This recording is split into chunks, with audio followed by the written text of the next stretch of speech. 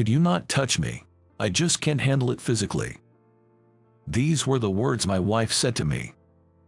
I was just trying to remove some lint from her hair, but she vehemently rejected the gesture. To think that my beloved wife would say something like this to me. I wonder how things ended up like this. I'm John. Just an ordinary office worker. I met my wife, Sarah, during our college years. We got to know each other because we were both in the same club. Back then, she was the leader of the club, a very active and bright woman. I was the vice leader of the club. Being leaders together meant we spent a lot of time in each other's company. I was drawn to her, always reliable and smiling, and mustered up the courage to confess my feelings on Christmas of our senior year. I was worried because Sarah was beautiful and popular, but she said yes. "I like your kindness and thoughtfulness," she said, agreeing to date me. After graduating from college, we ended up at different companies but kept our relationship going. We would spend our weekend going on dates to amusement parks and aquariums. I also turned to Sarah for advice about work. I was struggling to fit in at my new job, but she would give me advice and encourage me. "Everyone goes through this at the start." "Thanks, I'll give it my best shot." With Sarah's support, I managed to navigate the challenges of my new job. It's no exaggeration to say that I couldn't have made it without her. By our second year working, we were both thinking about marriage. I proposed to her at an observatory with a beautiful night view. "I will make you happy, Sarah. I'm looking forward to our life together." And so, we got married and began a happy life together. Sarah was considerate and an excellent cook.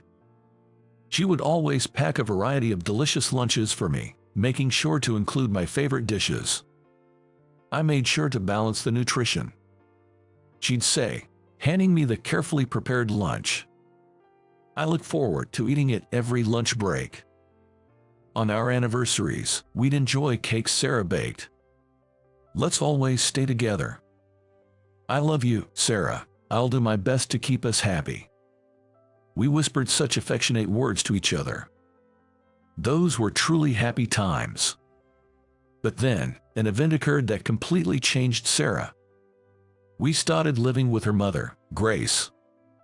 After losing her husband, Grace was living alone but had an accident that made it difficult for her to live by herself.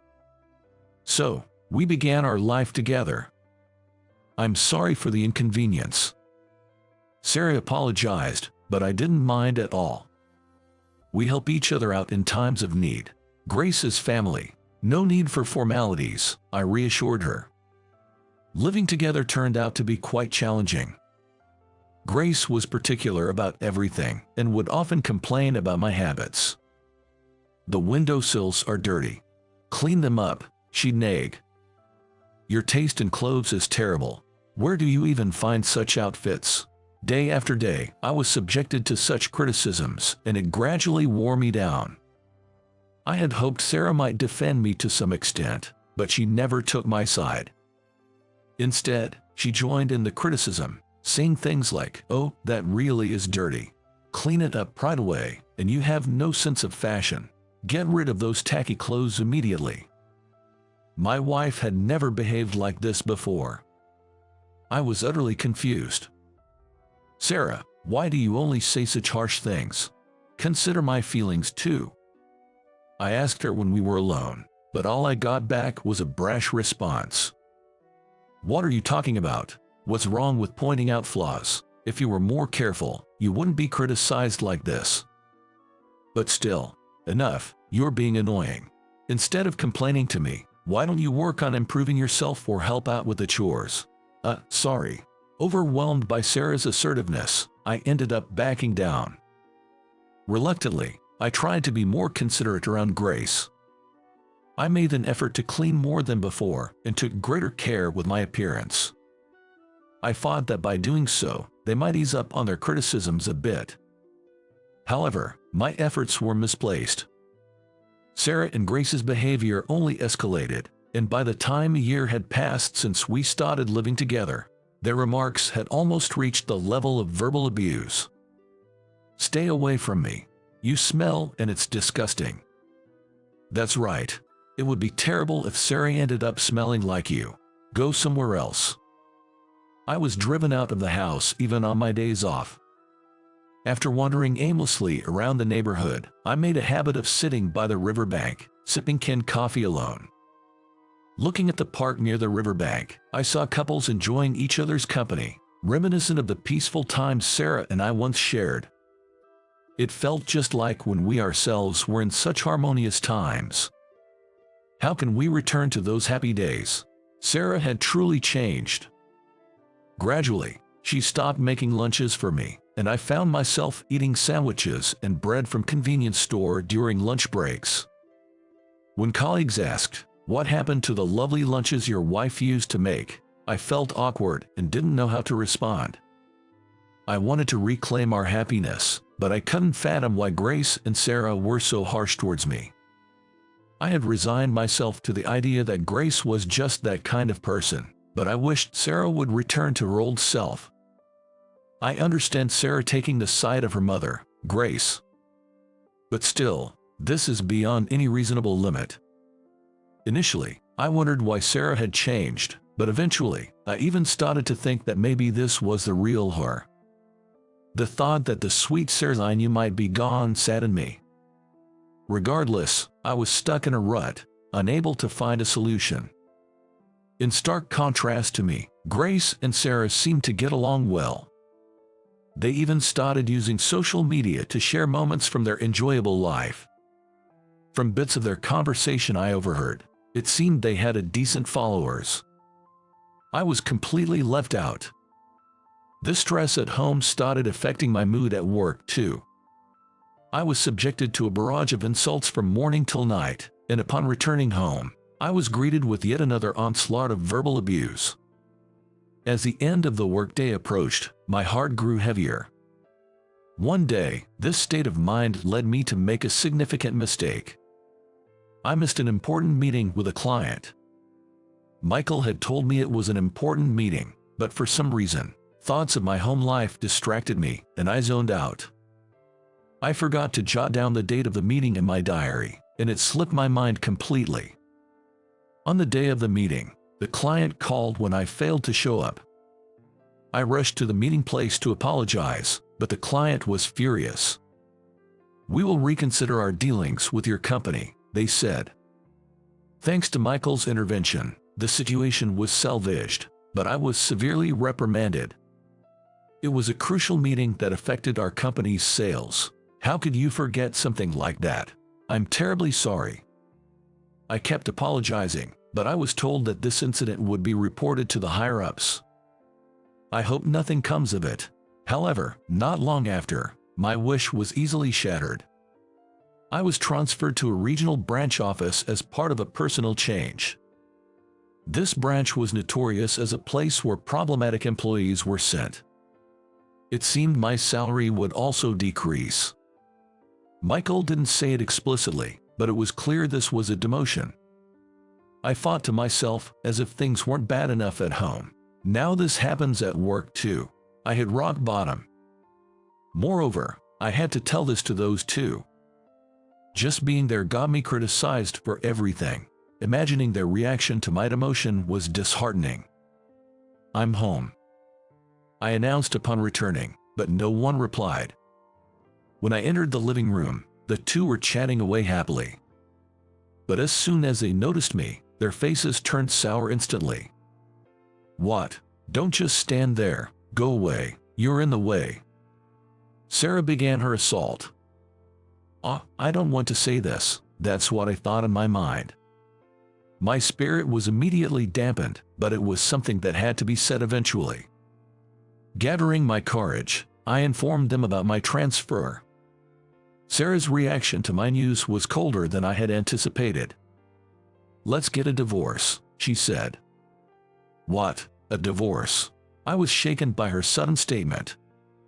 But Sarah continued relentlessly. "I hate the idea of living in the countryside. Plus, your salary is going to decrease, right?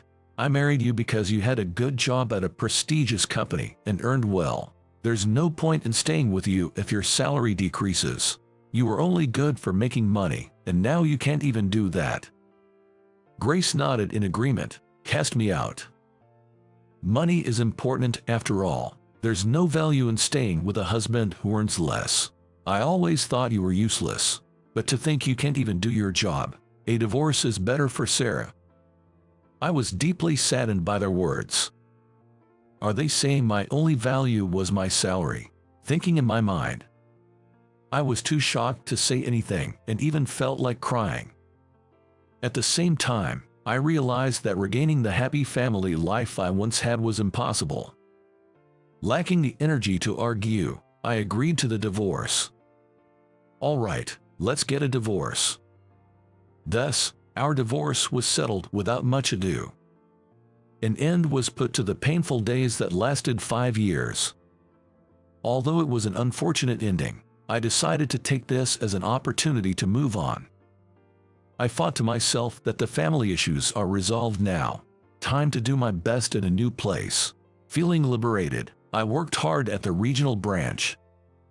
I was initially worried since it was known as a place for demoted employees, but fortunately, the people in my department were genuinely nice. Especially Emily, a female colleague, was kind to me. "If there's anything you don't understand, please ask," she'd say, always willing to answer my questions. She even shared her homemade lunch with me, saying she had made too much. During one of our lunch breaks, we discovered we lived in the same apartment complex. I was kind to Emily in return, but after what happened with my wife, I was cautious deep down. She seems nice, but you never know what people are really thinking. That's what I was thinking to myself. Emily offered to show me around, suggesting things like, "Shall I tell you about the cheap supermarket nearby?" But thinking it wasn't good to become too dependent, I gently declined her offers. Then one day, I was scheduled to visit a client with Emily. The business deal concluded successfully, and I was on my way back to the office, feeling relieved. When the light turned green, I began to cross the crosswalk. "Watch out!" Emily's shout caught me off guard, and just then, a car that ran a red light was heading straight for us. Frozen in shock, I couldn't move. "I'm going to be hit." At that moment, Emily suddenly leaped towards me, pushing me out of the way. I narrowly avoided the car, but Emily was hit in my stead. She was sent flying and landed motionless on the ground. I immediately called for an ambulance, and Emily was rushed to the hospital. Fortunately, she regained consciousness quickly. She had to be hospitalized for a while due to bruises all over her body, but thankfully, her life was not in danger. When I visited her in the hospital, I thanked her for saving me. "Thank you for saving me, but I'm so sorry you ended up like this instead." "Oh no, don't worry about it. I did it on my own, so you don't need to apologize. They said there won't be any lasting effects, so it's all good." Emily replied with a smile. This incident made me gradually open up to her. She had risked her life to save me, so her kindness towards me must be genuine. During my visits, we started to share more personal stories. I told her about the terrible treatment from my ex-wife and mother-in-law, and how I ended up at the regional office due to a mistake at work. Upon hearing my story, Emily began to cry. "What's wrong?" I was taken aback, not expecting my story to make her cry. "Actually, I'm also divorced. My ex-husband used to abuse me physically, and it just brought back those memories." Really, I was surprised to hear this. I heard that Emily's husband was kind at the beginning of their marriage. However, after he was laid off, he began to drown his sorrows in alcohol and started physically abusing Emily. Although she managed to get a divorce, she still had scars from the abuse. Like me, the stress from her home life affected her work, leading to her transfer to the regional office. While I hadn't experienced physical violence, I understood the pain of a broken home. That must have been very hard for you. Yes, It was hard, especially when others couldn't understand, which made it even more painful. But meeting you has been a blessing. Meeting someone who shared a similar fate made me feel lighter. During her hospital stay, I visited her regularly, and we talked about various things. The day before her discharge, Emily confessed, "I like you, John. Would you go out with me?" By then, I had completely opened up to her. "Sure, I'd be happy to." I responded eagerly, and we became a couple. Dating Emily, we enjoyed meals at local restaurants and visited hidden gems, building happy memories together. I thought living alone was comfortable, but having someone by my side is truly happier. The joy in my life returned, and I felt more motivated. It had been almost 3 years since my divorce. One day, I received a call from a former colleague at my previous branch. We weren't in regular contact, so I was curious about the reason for the call. "It's been a while, what's up?" "Well, I saw a post on social media about someone searching for their ex-husband, and it's gone viral. I thought it might be about you." "Really? Why would that be?" The thought of my ex-wife crossed my mind. "If it's true, what's going on?" Following my former colleague's lead, I searched for the account in question. The account name was Sally. The viral post read, "Help, I'm looking for my ex-husband," and detailed characteristics of the ex-husband. Although it was an anonymous account, I was certain it was Sarah. The description matched me perfectly, and the way of speaking was just like Sarah's. Moreover, among the past posts, there were photos that I had been made to take. But why is she looking for me now? Wondering in my mind. The post mentioned, "I have something I must tell my ex-husband." I wonder if she's reflecting on her actions and wants to convey that. I created an anonymous account and replied to Sarah's post. "Hello, I apologize for the sudden intrusion. I believe I know someone who might be your ex-husband." Within minutes, my comment received a reply. "Is that true? Please tell me more about him. May I ask why you're looking for your ex-husband?" As I wrote in the post, "There's something I must tell him." "What exactly do you want to tell him?" At this point, Sarah's tone changed drastically. "That's none of your business. Just hurry up and tell me." As soon as things didn't go her way, she reverted to this attitude. It seemed her personality hadn't changed after all.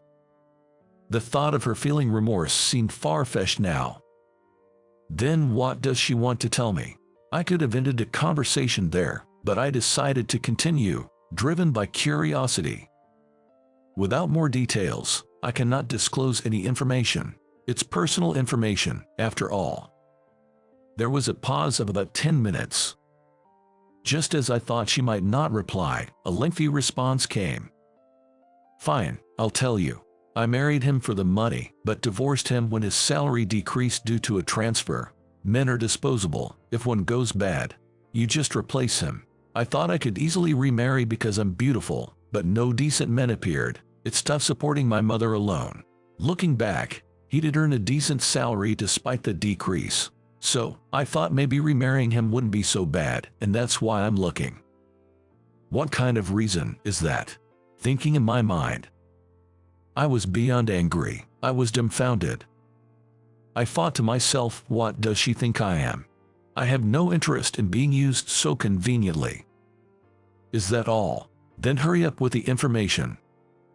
Despite her eagerness for information, I coldly rejected her. With such a trivial reason, I cannot give you the information. If you were serious about finding your husband, you wouldn't resort to social media but consult detectives or the police. I thought it'd help out of kindness, but it was a waste of time. Goodbye.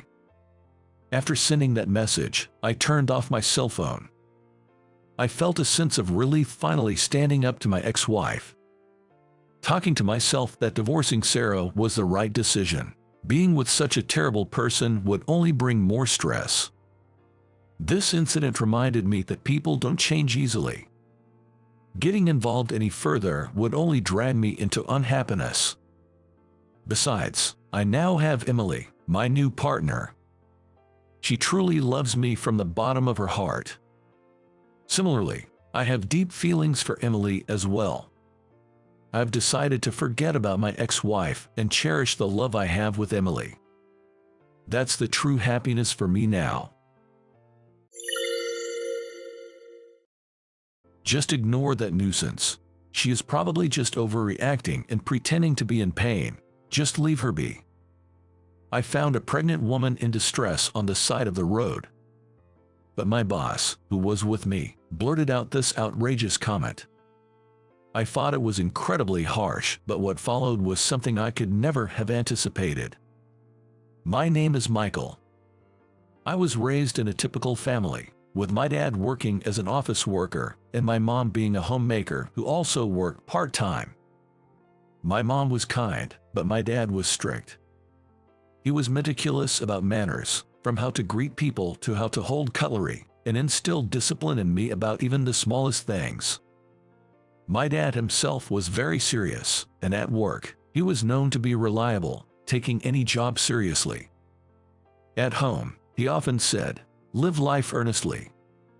He emphasized the importance of studying hard so I wouldn't face difficulties in the future. Of course, I did my homework, and I also had a tutor, so compared to other kids my age, I didn't play much and instead spent a lot of time studying. Of course, I played with friends, but often I had to leave early because of the class with the tutor. My friends sometimes sympathized with me, saying, "It must be tough studying so much." It was indeed tough, but it also had its benefits. I didn't struggle with exams. I got into the top college prep school in my hometown, and I was accepted into my first-choice prestigious university right out of high school. After graduating from university, I landed a job at a fairly well-known private company. When I first started, I was completely lost and struggled every day. I was barely managing to get through the tasks assigned to me, and I would come home exhausted. When I discussed this with my dad, he gave me this advice. At first, I struggled too, but remember, if you keep at it seriously without giving up, you'll gradually get the hang of it. It's important to do every job properly. I took his advice and started tackling each task diligently. Gradually, I became accustomed to the work. At the same time, my colleagues and bosses began to appreciate my reliable work ethic. From there, my career progressed smoothly. Because I was well-mannered, I gained my boss's trust and gradually started being entrusted with more important tasks. Even when going out for drinks with clients, my neat-eating habits were praised, making a good impression on them. Inwardly, I was thankful to my dad. As a child, I sometimes found his words annoying, but entering society, I faced no troubles at all. I was glad for the strict upbringing. With good interpersonal relationships at work, supported by colleagues and bosses, I continued to achieve good results. My salary increased, and as a way of thanking my parents for raising me, I gifted them a trip to a hot springs resort. My dad was really excited to go. I chose the hot springs trip because my dad had always wanted to go. For once, my dad was visibly overjoyed. It seems the trip was enjoyable, and upon their return, my parents thanked me. Knowing my parents had a good time meant the world to me. Shortly after that, an opportunity for promotion came my way. I was delighted to take it up. I was thrilled to be promoted faster than any of my peers. At that time, the company was doing well, and I imagined I would continue working there, climb the ranks, and retire. However, the year following my promotion, the company's performance began to decline.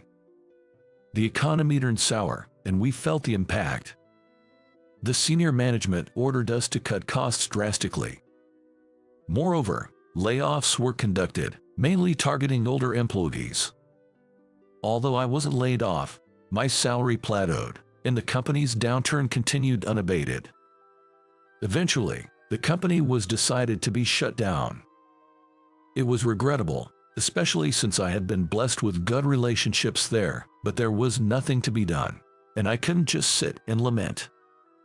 I needed to find a new job quickly, but fortunately, I was lucky.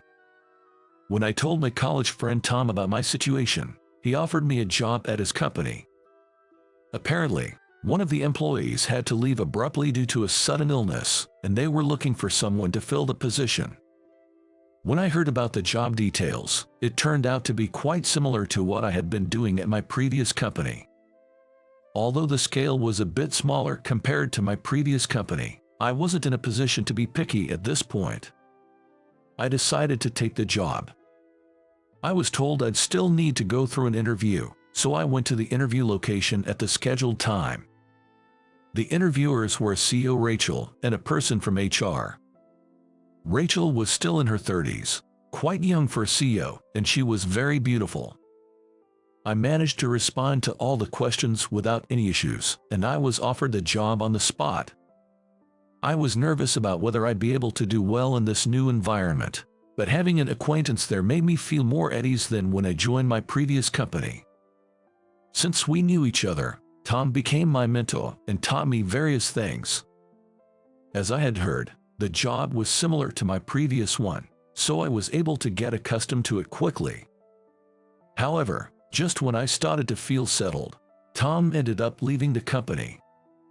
His parents ran a traditional American bakery, and it seems they had an accident and could no longer work. So, Tom had to take over the family business all of a sudden. Tom apologized to me with a look of regret. "Sorry for suddenly leaving after inviting you here," he said. "It's okay. It's not your fault. Good luck back at home." I reassured Tom like that, but the days felt somewhat lonely after he left. Since I was still new to the company, it was difficult to say I had really bonded with the other employees. I didn't have anyone I could talk to easily. I decided to start from scratch, work diligently, and build trust again. A little while after Tom left, there was a significant change. We got a new boss. His name was John Smith. He was just a year older than me and was known to be quite capable. I was hopeful that we might get along well since we were close in age. On the day John was to join our department, I was a bit excited. When I arrived at work, I saw an unfamiliar man sitting at a desk, playing with his phone. A nameplate on the desk read Smith. I went up to greet him immediately. "Good morning. I'm Michael, and I'll be working with you from today. Nice to meet you." However, John's response was not welcoming. He looked at me with an annoyed expression and said, "I'm in the middle of a game. Don't talk to me," and went back to his phone. My excitement quickly deflated. I thought his attitude was inappropriate, but since he was my boss and it was our first meeting, I didn't want to start any trouble. I apologized and hurried to my seat. When it was time for his formal introduction to the team, he said, "Nice to meet you all," but he seemed to lack enthusiasm. And so, my days of working with John began. However, it was clear that he looked down on his subordinates. Whenever someone made a mistake, he would berate them, saying things like, "Can't you even do this much? That's why you won't get ahead." And for some reason, he seemed to particularly dislike me. I wondered if interrupting his game had bothered him that much, but it seemed to be more than that. He took issue with my earnest nature. "You said in your interview that being serious about your work is important, right? I hate people like that the most," he told me. I was taken aback when he said this. When I asked why he hated serious people, he simply said, "I've always clashed with those types. I just hate them, that's all."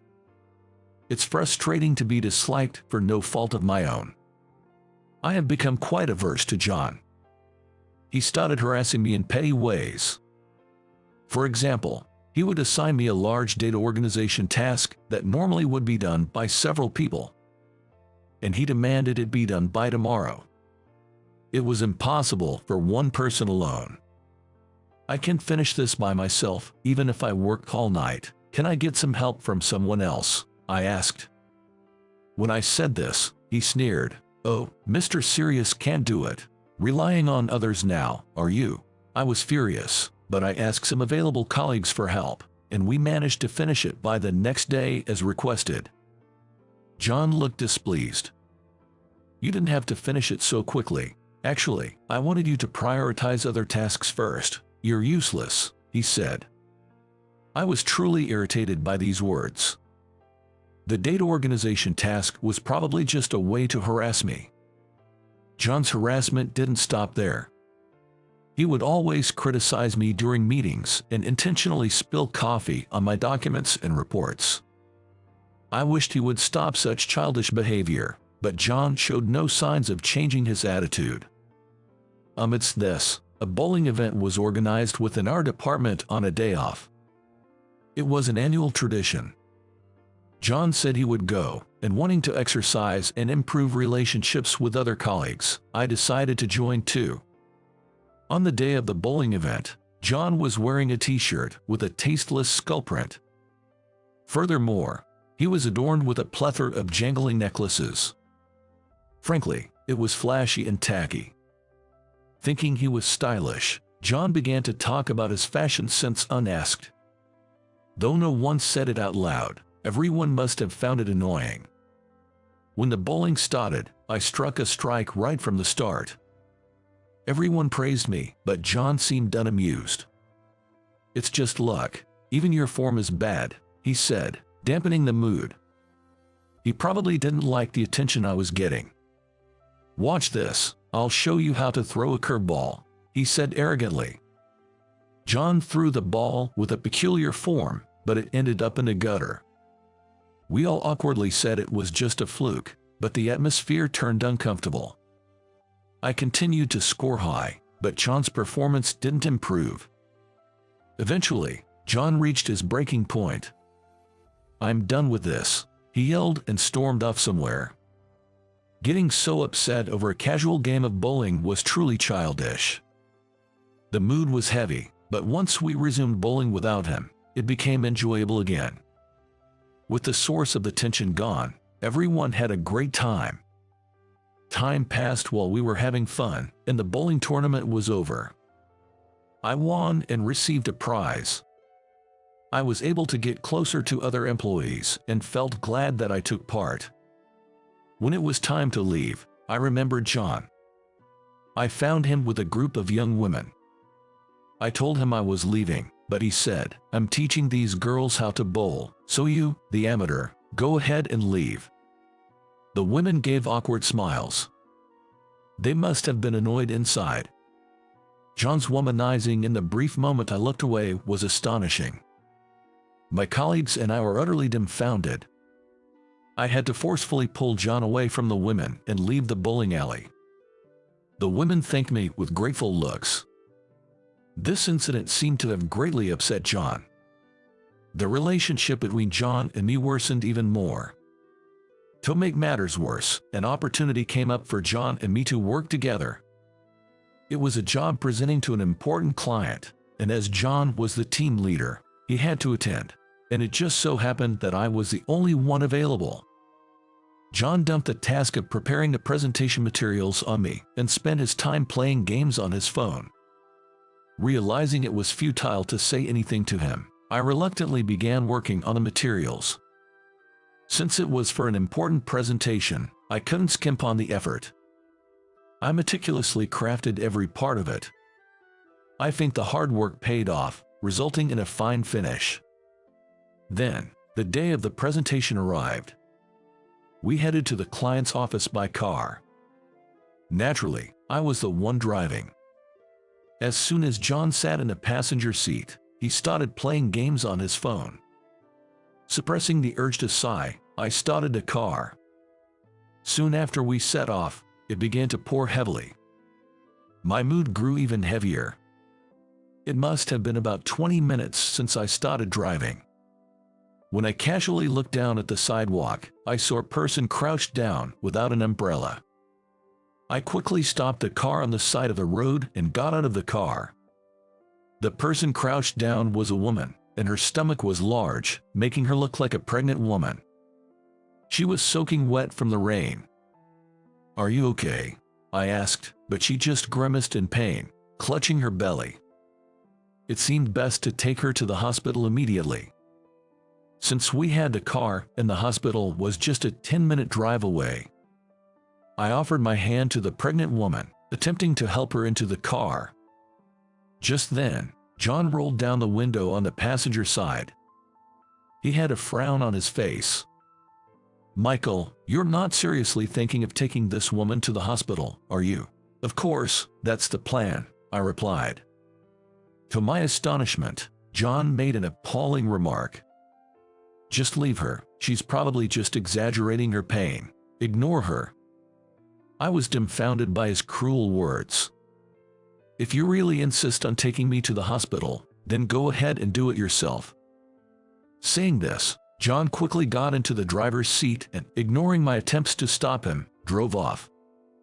Seeing someone in distress and being abandoned like that was shocking, but this wasn't the time to blame John. The pregnant woman clearly couldn't walk to the hospital, so I took out my phone and called an ambulance. Fortunately, the ambulance arrived quickly. I ended up accompanying her. Even after receiving the necessary treatment at the hospital, the pregnant woman still looked in pain as she lay in the bed, but I was told her life wasn't in danger. I finally felt a bit relieved, but then I remembered I was in the middle of work. "If you need to get in touch with me in the future, please contact me here." Saying that, I handed my business card to the doctor and left the hospital. By the time I hurried to the client, John had already finished the presentation, claiming he had prepared all the documents himself. Seeing me, John smirked proudly. "I managed all by myself. You really weren't needed." On the drive back, John kept annoyingly repeating, "You are fired, fired." Despite feeling terrible, I took comfort in knowing the pregnant woman was safe. The next morning, I arrived at the office to find Rachel at the morning assembly, which was unusual. Wondering why she was there, Rachel, filled with anger, declared, "This company is over." As the employees murmured, she glared at John. "John, was it you who hurled abuse at a pregnant woman yesterday?" No, that must be some mistake." John tried to feign ignorance. Rachel silenced him with a stern enough. "Pretending won't help. Michael gave his business card to hospital staff, so there's no doubt it was our employee. Besides, the pregnant woman said the abusive man was in the car. The only ones who used a car during work hours yesterday were you and Michael." John was frozen in shock. Rachel continued speaking. "The pregnant lady, Lisa Brown, is the daughter of Mike Brown, a wealthy investor who put $1 million into our company when we were on the brink of bankruptcy." Lisa spoke to Mike about John, which greatly angered him. He called in a frenzy, demanding immediate transfer of management rights and the termination of all employees. John has caused a serious predicament. Rachel says we must apologize to the Brown family. Since I was present at the scene, I had to accompany them. Mike was waiting for us at the entrance. He was a man of great presence. Furious, he berated John, saying he couldn't trust a company with such employees. Mike's anger seemed unending. "I thought our company might indeed be done," as Rachel said. Then, two women appeared. One of them was Lisa. Upon seeing me, Lisa greeted, "Thank you so much. I was out for a walk when it suddenly started raining, and I began to feel pain. You are my lifesaver." The other woman smiled warmly at me. "I'm Emily, Lisa's sister. Thank you for helping us at the bowling alley." I was taken aback. She was one of the women involved with John. Emily glanced briefly at John. "You helped us by pulling this man away. He barged into our group and was insistently inviting us out for drinks and dinner." "That's good to hear. It seems I did the right thing by taking John away that time. I never imagined such a reunion." Lisa turned to Mike. "Dad, I'm not angry anymore. It's okay. With wonderful people like Michael around, this company will grow even more. Let's calm down for a moment." Emily also tried to soothe Mike. "Most employees must be sincere like Michael. It would be a waste to sever ties over one odd individual." Gradually, The anger faded from Mike's face. After a moment of silence, Mike looked at Rachel. I was furious because my daughter was treated poorly. I've reflected on my overreaction. Please continue to manage the company as before. Yes, thank you very much. Rachel smiled relievedly. Mike then smiled at me. Michael, thank you again for saving my daughters. I truly appreciate it. No, I didn't do anything special. I just did what anyone would do. I'm not a hero of justice. I was relieved Mike reconsidered. Our company could keep growing. However, it was decided that John should be disciplined, so he was transferred to a regional branch.